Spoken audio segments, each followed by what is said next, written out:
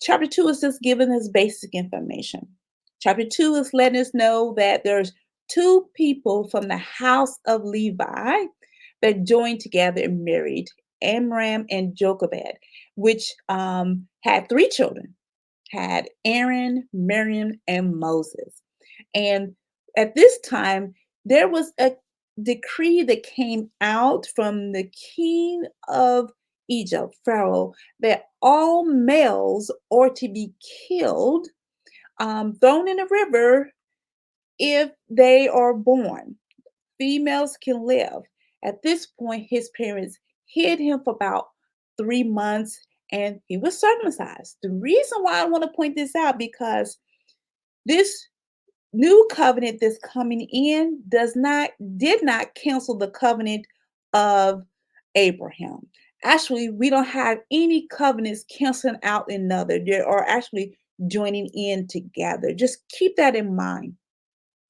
So Pharaoh's daughter found Moses after his parents sent him down the river in the ark. And by the way, that word ark, what Moses was in, is the same ark that Noah and his family was in. So that's in the word study. So Pharaoh's daughter found him and paid. Actually, Moses' mother ended up getting paid for taking care of her son. So Moses was nurtured with his mother, and then, of course, Pharaoh's daughter had adopted him. In this time, he decided to go visit his family when he was about 40 years old, and that led to some complications.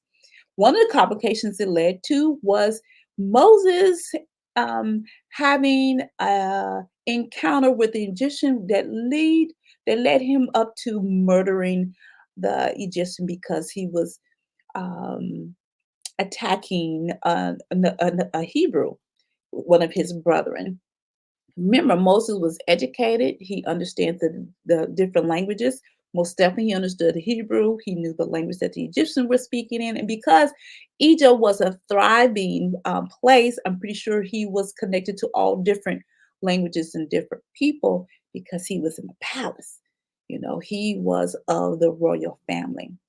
Now, Moses later on, he ended up in Midian because he took off because he was a fugitive. And in Midian, he ended up in with the Midianites, and he ended up marrying one of the Raul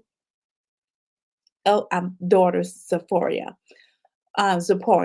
Now, at the end of this chapter, chapter 2, the king of Egypt at that time had died, and another one has risen. My application and insight. So my insight was this, and I think we all should keep this in our mindset. The Midianites. The Midianites were descendants of Abraham. Their mother was Keturah, and the father Abraham were the parents of the Midianites. This is important to understand because when you get in later chapter, Moses' siblings have an issue with who he married. So we will get there, but just keep these things in your foresight. So there's all my cross reference, my word study, and I had no questions for Exodus chapter 2.